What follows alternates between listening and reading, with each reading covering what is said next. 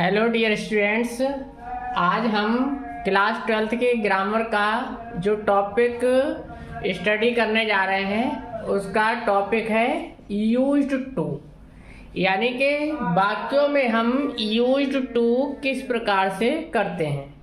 तो ट्रांसफॉर्मेशन के अगले भाग में हम पढ़ने जा रहे हैं यूज्ड टू। ये ट्रांसफॉर्मेशन का एक तरीका है।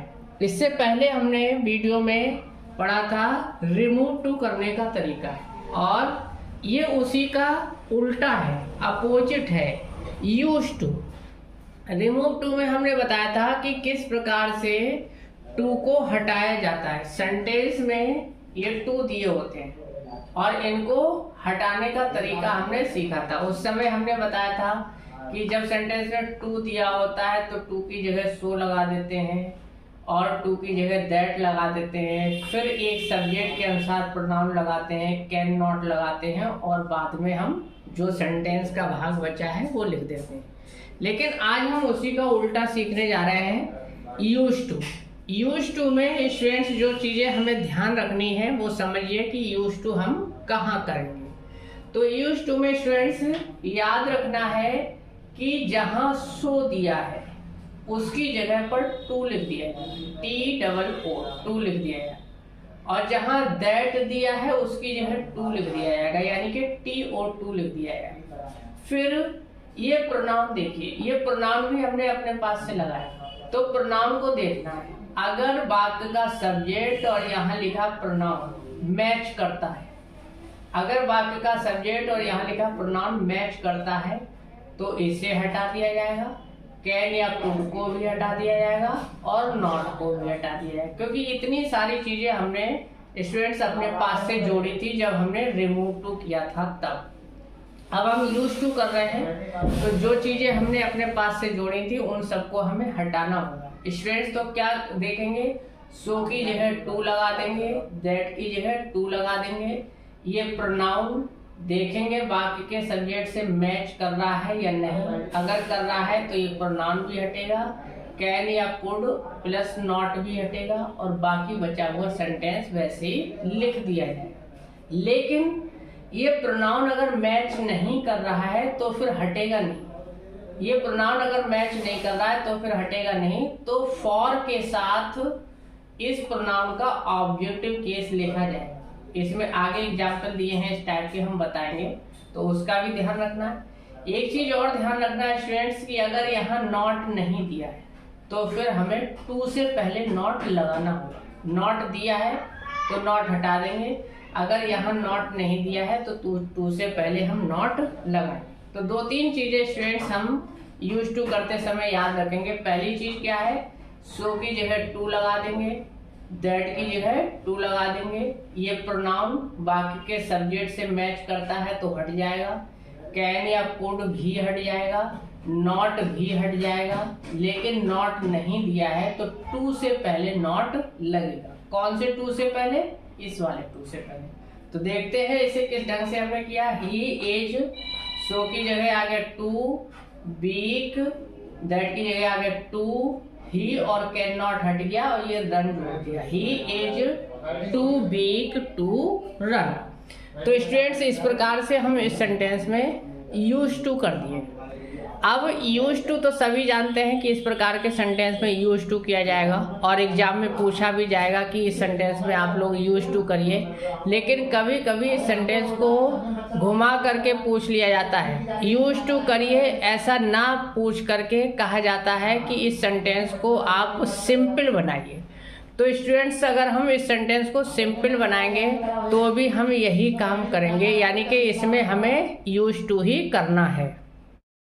देखिए डियर स्टूडेंट्स, इस सेंटेंस को सिंपल भी इसी ढंग से बनाएंगे, यानी कि इसमें हम यूज टू करेंगे तो ये सिंपल भी बन जाएगा। ये सेंटेंस तीसरे तरीके से और पूछ लिया जा सकता है, कहा जा सकता है कि इस सेंटेंस को आप अफर्मेटिव बनाइए, यानी कि ये जो सेंटेंस दे रखा है इस सेंटेंस को आप अफर्मेटिव बनाइए, तो भी हम यूज टू ही करेंगे। देखिए स्टूडेंट्स, इसमें नॉट लगा है लेकिन इसमें नॉट नहीं है, तो ये ऑटोमेटिक अफर्मेटिव बन गया।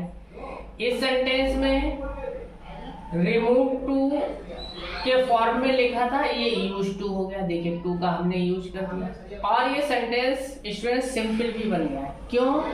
क्योंकि टू प्लस वर्ब की फर्स्ट फॉर्म करने से इन्फिनेटिव बन जाता है। और ये बाई इन्फिनेटिव एक रूल है सिंपल बनाने का कि अगर दो वाक्य दिए होते हैं, एक वाक्य की वर्ब को इन्फिनेटिव में बदला जा सकता है, तो ऐसी कंडीशन में इन्फिनेटिव के रूल से वाक्य सिंपल बन जाता है। तो ये वाक्य स्टूडेंट सिंपल भी बन गया है और ये वाक्य अफर्मेटिव भी बन गया है और इस वाक्य में रिमूव टू भी हो गया है। इस वाक्य को वो निगेटिव बनाइए ये भी कह सकते हैं, लेकिन निगेटिव बनवाएंगे तब जब यहाँ नॉट नहीं होगा। जब यहाँ नॉट नहीं होगा तो अभी हमने बताया कि जब सेंटेंस में यहाँ नॉट नहीं होता है तो टू से पहले नॉट लगाते। जब यहाँ वो एग्जाम्पल में नॉट नहीं देंगे तो तुमसे फिर वो अफर्मेटिव नहीं बनवाए, तो कहेंगे निगेटिव बनवाइए। जब यहाँ नॉट नहीं होगा, तुम यूज टू करते समय टू से पहले नॉट लगाओगे तो वो सेंटेंस कैसा बन जाएगा? निगेटिव। तो नाम बदलने से यहाँ पर बनाने का कोई तरीका नहीं बदलेगा स्टूडेंट्स। तो ध्यान रखें कि इस सेंटेंस में यूज टू हुआ है, जो हमने ये किया है यूज टू हुआ है, ये सेंटेंस सिंपल भी बना है और ये सेंटेंस अफर्मेटिव भी बना है। तो जिस भी ढंग से एग्जाम में पूछा जाएगा काम तुम्हें यही करना होगा। आइए देखते हैं second example. Students came so let that they could not enter in the class. अब स्टूडेंट्स केम सो की जगह टू लगा दिया, लेट दैट की जगह टू लगा दिया। अब ये दे देखें सब्जेक्ट से हमारे मैच कर रहा है या नहीं, तो देखिए मैच कर रहा है। स्टूडेंट्स ज्यादा है तो स्टूडेंट होता तो ही लिखा होता या सी लिखा होता। स्टूडेंट्स ज्यादा है तो दे लिखा है, इसका मतलब मैच कर रहा। मैच कर रहा तो ये हट जाएगा, कैन नॉट कुड नॉट भी हट जाएगा। अब क्या बचा? एंटर इन द क्लास, इसी में जुड़ जाएगा। तो देखें हम स्टूडेंट्स केम सो की जगह टू आ गया, दैट की जगह टू आ गया, ये सब हट गया। Enter in the class, enter in the class वैसी सेंटेंस जोड़ दिया। तो ये सेंटेंस भी हमारा यूज टू हो गया, सिंपल भी बन गया और अफर्मेटिव भी बन गया। तीसरे एग्जाम्पल में देखते हैं he was so wise that he could reply all question. देखिए स्टूडेंट्स इसमें चेंज है, ये दोनों एग्जाम्पल सेम थे लेकिन इसमें चेंज है। क्या चेंज है वो चीज देखने की है। He was so wise that he could reply all questions। तो he was so की जगह टू आ गया, wise that की जगह टू आ गया, लेकिन इसमें नॉट आया, टू से पहले नॉट भी आया। क्यों आया? क्योंकि यहाँ देखिए कैन या कुड के बाद नॉट नहीं। हमने बताया कि नॉट होता है तो हटा देते हैं, तो नॉट था दोनों में से हट गया, लेकिन नॉट नहीं होता है तो टू से पहले नॉट लगा देते हैं। तो यहाँ हमने देखिए टू से पहले नॉट लगाया क्योंकि यहाँ पर नॉट नहीं था। तो not to reply all questions, ये ही कुड हट गया, reply all questions, reply all question. तो ही वॉज सो की जगह टू, वाइज दैट की जगह टू, लेकिन टू से पहले नॉट आ गया, not to reply all questions. Not क्यों आया है ये देखने की बात है, क्योंकि कैन कुड के बाद नॉट नहीं होगा तो फिर हमें टू से पहले नॉट लगाना होगा। ध्यान रहे नॉट लगाने की हैबिट हमारी यहाँ पर है हेल्पिंग वर्ब के बाद, लेकिन इस प्रकार के सेंटेंस में यहाँ नॉट नहीं, नॉट टू से पहले लगता है। अगर कैन या कुड के बाद नॉट नहीं दिया है तो नॉट टू से पहले लगता है। आइए देखते हैं फोर्थ एग्जाम्पल, ये भी थोड़ा चेंज है, इसे भी ध्यान से देखें। This book is so difficult that a child can not understand it। देखिए दैट के बाद तुम लोगों ने देखा कि प्रोनाउन मिल रहा है, ही प्रोनाउन मिला, दे प्रोनाउन मिला, दैट के बाद ही प्रोनाउन मिला, लेकिन यहाँ दैट के बाद तुम्हें a child यानी कि एक नाउन मिल रहा है जो दिस बुक से मैच नहीं कर रहा है। दिस बुक यानी कि ये किताब, यहाँ इट होता तब तो मैच कर रहा होता, लेकिन यहाँ लिखा है a child। तो जब सब्जेक्ट से दैट के बाद दिया गया नाउन या प्रोनाउन मैच नहीं करता है तो फिर हम उसे हटा नहीं सकते, उसे हमें फॉर के साथ लिखना पड़ेगा। किसके साथ लिखना पड़ेगा? फॉर के साथ। तो ये जब प्रोनाउन नहीं मैच कर रहा है तो हम कैन नॉट तो हटा पाएंगे लेकिन अ चाइल्ड नहीं हटा पाएंगे, तो इसे हम फॉर के साथ लिखेंगे, फॉर अ चाइल्ड। और स्टूडेंट से फॉर अ चाइल्ड लिखा कहाँ जाएगा? यहीं पर नहीं, ये यहाँ पर आएगा टू से पहले।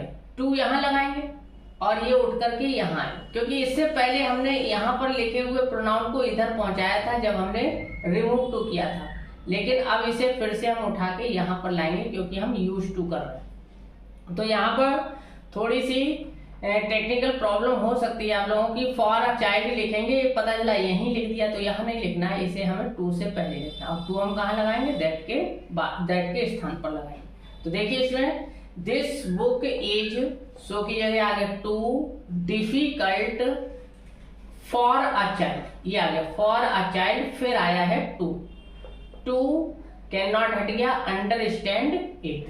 तो this book is too difficult for a child that is आ गया टू अंडरस्टैंड इट। तो हम फॉर अ चाइल्ड पहले लिख लेंगे फिर टू लगाएंगे। क्यों? क्योंकि ये मैच नहीं कर रहा है सब्जेक्ट से वाक्य, इसलिए इसे हम हटा नहीं सकते। यहाँ पर देखिए ही मैच कर रहा था, हटा दिया। स्टूडेंट्स के अकॉर्डिंग दे मैच कर रहा था, हटा दिया। ही के अकॉर्डिंग ही मैच कर रहा था, हटा दिया। दिस बुक के अकॉर्डिंग अ चाइल्ड मैच नहीं कर रहा, इसलिए हम नहीं हटा पाए। अगला एग्जाम्पल देखिए, the box was so heavy that I could not move it. ये सेंटेंस भी स्टूडेंट उसी प्रकार का है। द बॉक्स वॉज, सो की जगह लगा दिया टू, हैवी। अब आई देखिए द बॉक्स से मैच नहीं कर रहा है, तो हम आई को नहीं हटा पाए, तो फॉर मी करना पड़ेगा। प्रोनाउन में हम फॉर लगाते हैं और सब्जेक्टिव केस को ऑब्जेक्टिव केस में बदलते हैं। जैसे आई लिखा है तो फॉर मी हो जाएगा, ही लिखा है तो फॉर हिम हो जाएगा, सी लिखा है तो फॉर हर हो जाएगा। लेकिन नाउन दिया है तो उसमें कोई चेंज नहीं करते, फॉर के साथ सीधे जुड़ जाता है, जैसे कि यहाँ फॉर अ चाइल्ड। लेकिन प्रोनाउन दिया है तो प्रोनाउन का ऑब्जेक्टिव केस करना पड़ता है, आई का मी, तो फॉर मी। और फॉर मी उठ के कहाँ लिखा जाएगा, दैट से पहले, यानी कि टू से पहले। तो देखिए टू से पहले क्या आ गया स्टूडेंट, फॉर मी। बाकी सब वही काम करना है। The box was too heavy, too लगाने से पहले हमने क्या लिख लिया, for me to move it, और ये कुड नॉट हट गया।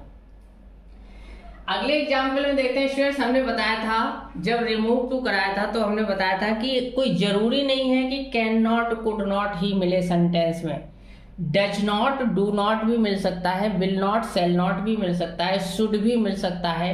तो जिस प्रकार से हम कैन या कुड हटाते हैं उसी प्रकार से will, would, should, shall, do, does, did के साथ अगर नॉट दिया है तो वो भी हम हटा सकते हैं। तो देखिए स्टूडेंट्स यहाँ पर दिया है शैल नॉट, कुड नॉट या कैन नॉट तो दिया नहीं, जबकि अदर सभी एग्जाम्पल में देखिए कैन नॉट दिया है, यहाँ कुड नॉट दिया है, यहाँ भी कुड दिया है, यहाँ पर भी देख रहे हैं कैन नॉट दिया है, यहाँ भी कुड नॉट दिया है, लेकिन यहाँ पर शैल नॉट दिया। तो जिस प्रकार से कैन नॉट, कुड नॉट को हटाते आ रहे हैं, वैसे हम shall not, do not, does not, did not, should not को भी हम हटा दें। तो देखिए दिस बुक इज, सो की जगह आ गया टू वैल्यूएबल। अब देखिए ये बी दिस बुक से मैच नहीं कर रहा, तो बी को भी नहीं हटा पाए, तो फॉर अस हो जाएगा।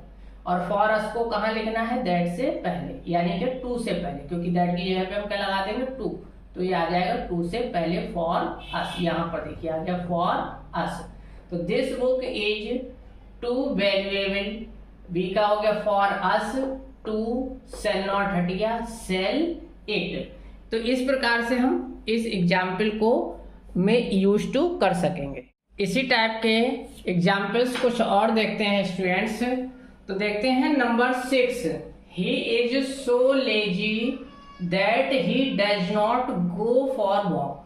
तो यहाँ पर देख रहे हैं स्टूडेंट्स, यहाँ डज नॉट लगा, बजाय कैन नॉट, कुड नॉट के यहाँ पर क्या लगा है, डज नॉट। तो इससे पहले हमने देखा कि कैन नॉट, कुड नॉट नहीं लगा था, अब यहाँ पर देख रहे हैं यहाँ पर डज नॉट लगा। तो जिस प्रकार से कैन नॉट, कुड नॉट को हटा देते हैं, वैसे ही हम डू नॉट, डज नॉट को भी हटा देंगे, शुड नॉट को भी हटा देंगे, डिड नॉट को भी हटा देंगे। तो इसी एग्जाम्पल को देखते हैं, ही इज, सो की जगह आ गया टू, लेजी, दैट की जगह आ गया टू। अब ये प्रोनाउन ही देखिए मैच कर रहा है, इसका मतलब ये हट जाएगा, डज नॉट भी हट जाएगा। तो इतना पार्ट हमने हटा दिया। ही डज नॉट, क्या बचा, गो फॉर वॉक, ये जोड़ दिया गो फॉर वॉक। तो he is too lazy to go for walk. So की जगह टू आ गया, दैट की जगह टू आ गया, ही डज नॉट हट गया, गो फॉर वॉक जोड़ दिया। नेक्स्ट एग्जाम्पल देखिए, time is so valuable that we should not waste it. यहाँ देखिए टाइम और वी मैच नहीं कर रहा, इसका मतलब ये वी नहीं हटेगा। यहाँ ही और ही मैच कर रहा तो हटा दिया, यहाँ टाइम और वी मैच नहीं कर रहा, नहीं हटेगा, तो इसे फॉर अस करेंगे। फॉर अस को हम कहाँ लिखेंगे, यहाँ पर ला करके। फॉर अस को हम कहाँ लिखेंगे, यहाँ पर लाकर। तो प्रोनाउन हटाने से पहले ध्यान रखें कि क्या वो सब्जेक्ट से मैच कर रहा है, यदि हाँ तो हट जाएगा, नहीं तो फिर फॉर के साथ लिखा जाएगा और इसे उठा करके कहाँ लिखेंगे, दैट से पहले। तो टाइम इज सो की जगह आ गया टू वैल्यूएबल। अब टू लगाने से पहले हमें लिखना होगा for us. For us that की जगह आ गया too. The time is too valuable for us to. We should not, और ये शुड नॉट हट गया हमारा, तो क्या बचा, वेस्ट इट। बी को बदल कर यहां लिख लिया, दैट की जगह टू आ गया, शुड नॉट हट गया, तो क्या लिखा जाएगा, waste it. Time is too valuable for us to waste it. तो देखिए स्टूडेंट, सो की जगह टू आ गया, दैट की जगह टू आ गया, और इस बी का फॉर अस हो गया, यहाँ पर शुड नॉट हट गया, वेस्ट इट यहाँ पर जोड़ दिया। अगला एग्जाम्पल है, the work was so important that I did not leave it. यहाँ फिर से देखिए द वर्क और आई मैच नहीं कर रहा, इसका मतलब फॉर मी करेंगे और इसे यहाँ पर ला करके लिखेंगे। तो द टाइम वॉज, सो की जगह टू, इम्पोर्टेंट, आई का फॉर मी करा, यहाँ लिख दिया फॉर मी, दैट की जगह टू आ गया, डिड नॉट हट गया, लीव इट ऐसे ही हमने जोड़ दिया। स्टूडेंट्स यहाँ पर एक कंफ्यूजन होता है, हम लोगों को बताया गया कि जब डिड नॉट हटता है तो वर्ब की सेकंड फॉर्म की जाती है, लेकिन यहाँ पर हम डिड नॉट हटा के लीव का लेफ्ट नहीं कर सकते। क्यों नहीं कर सकते, क्योंकि यहाँ देखिए टू से पहले लिखना है वर्ब। वर्ब कहाँ आ रही है, टू, वर्ब आ रही है टू के बाद। तो जब भी टू के बाद आती है वर्ब, तो वर्ब की फर्स्ट फॉर्म ही आती है।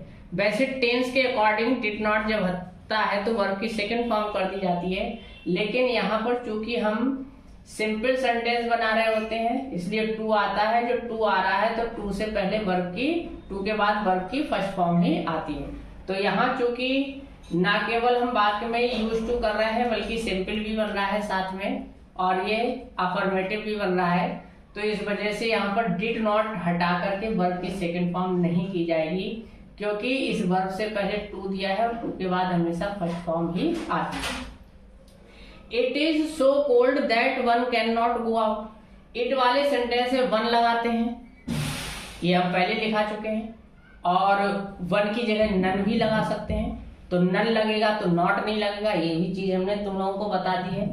तो इट वाले सेंटेंस में वन मैच नहीं करेगा तो भी हटेगा, क्योंकि ये हमने अपने पास से लगाया, और नन भी हटेगा, तो वन भी हटेगा, यहाँ नन भी हटेगा, हालांकि वो इट से मैच नहीं कर रहा, फिर भी ये ध्यान रखने की चीज है।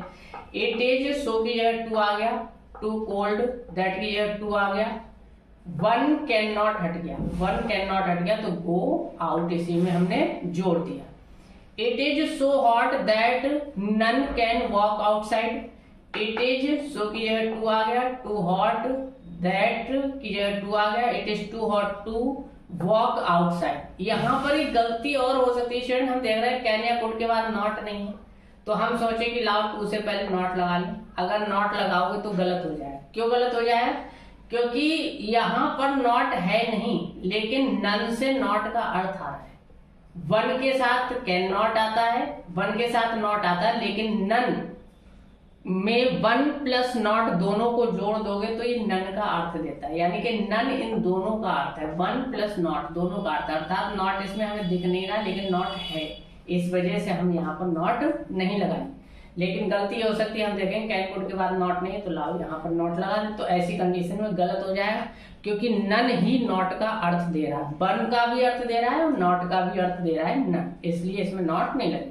ही केम वेरी लेट, तो स्टूडेंट्स हमने बताया था कि जिसमें एक ही टू आता है तो एक ही टू वाले सेंटेंस में टू को हटाकर उसके स्थान पर वेरी, ओवर, एक्सट्रीमली, सो आदि का हम प्रयोग करते हैं। तो अब वेरी आ जाएगा तो उसकी जगह टू लगा दोगे, ओवर आ जाएगा तो ओवर की जगह टू लगा दोगे, एक्सट्रीमली आ जाएगा तो एक्सट्रीमली की जगह टू लगा दोगे, क्योंकि टू की जगह पर हमने वेरी लगाया था इससे पहले जब हमने रिमूव टू किया था। टू की जगह पर हमने ओवर लगाया था, टू की जगह पे हमने एक्सट्रीमली लगाया था, टू की जगह पे हमने सो लगाया था। तो अब अगर वेरी ओवर एक्सट्रीमली सो दिए होंगे तो इनकी जगह टू लगा देंगे, तो सेंटेंस इस प्रकार से बन जाएगा, ही केम वेरी लेट, तो हमने क्या बना दिया, ही केम टू लेट। अगर वेरी की जगह पर यहां पर लिखा होता he is so sad, he is so sad, तो सो सैड की जगह में क्या कर देते, he is too sad. He is extremely hungry, तो ही इज टू हंग्री। इस टाइप से इन शब्दों की जगह पर टू लगा देंगे। और हमने बियॉन्ड द प्रॉपर लिमिट का भी नियम बताया था। हमने कहा था अगर वाक्य में केवल एक टू दिया हो तो इसे हटा देते हैं और वाक्य के लास्ट में बियॉन्ड द प्रॉपर लिमिट लगा देते हैं। और अगर बियॉन्ड द प्रॉपर लिमिट दिया होगा तो उसे हटा के फिर से हम टू लगा देंगे। लेकिन ध्यान रखें, वेरी ओवर एक्सट्रीमली सो की जगह पर ही टू लगता है, लेकिन बियॉन्ड द प्रॉपर लिमिट हटाओगे तो उसकी जगह पर टू नहीं लगेगा, टू लगेगा हेल्पिंग वर्ब के बाद। जैसे you are lazy beyond the proper limit, अगर यहां लिखा होता you are very lazy, you are very lazy, तो हम कर देते यू आर वेरी की जगह टू लेजी, तो यू आर टू लेजी। लेकिन अब दिया है बियॉन्ड द प्रॉपर लिमिट, तो बाकी के अंत में दिया गया बियॉन्ड द प्रॉपर लिमिट हटेगा, लेकिन टू यही नहीं लगेगा, टू लगेगा जहां लगने की जगह है वहीं लगेगा, यानी कि हेल्पिंग वर्ब के बाद ही लगेगा। तो इस टाइप से स्टूडेंट्स ये आप लोगों का यूज टू का टॉपिक फिनिश होता है। आशा करते हैं ये वीडियो आपके लिए समझ में आया होगा, काफ़ी हेल्पफुल रहने वाला है क्लास 12th के स्टूडेंट्स के लिए और जो ग्रामर नहीं जानते हैं उनके लिए भी। तो इस वीडियो को लाइक करें, अपने साथियों के साथ शेयर करें और चैनल को सब्सक्राइब करना ना भूलें। Thank you for watching this video. We will meet you again next video.